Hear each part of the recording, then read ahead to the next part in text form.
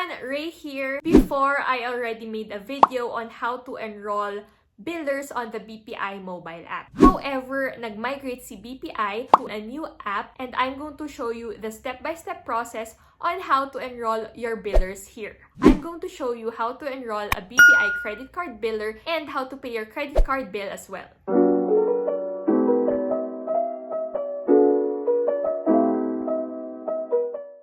Once you log in, go to More. Under Settings, click General Settings. Now, scroll down. Supposedly, ang makikita nyo dito is Manage Billers and Payees. But then, nag-update ulit si BPI. Inalis na niya yun. So, just click Manage Favorites. Once you've clicked that, makikita nyo yung billers and other persons' accounts. Just click Add New Favorite. And then select the type of favorite, on this case, billers.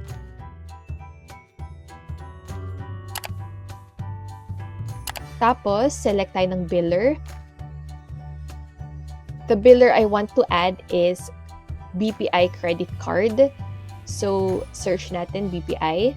There are two kinds of BPI credit card billers. One is yung BECC and one is BECMC.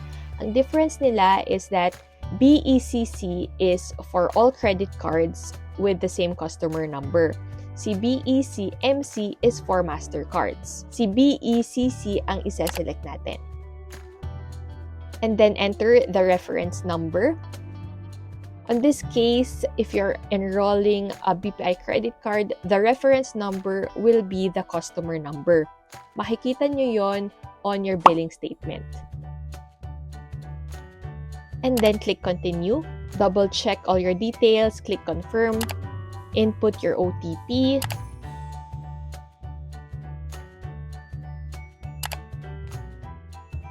And ayan.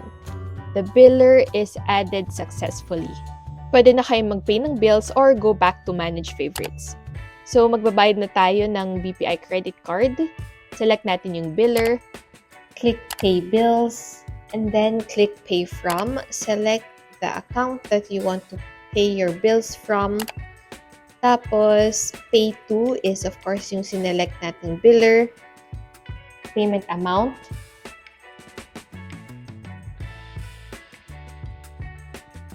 And then, optional notes. Click Confirm.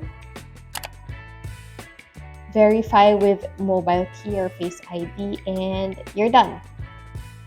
I hope you guys learned something on this video. Don't forget to like this video, hit the subscribe button and the notification bell in order to be notified on more videos similar to this. Thank you guys. Bye!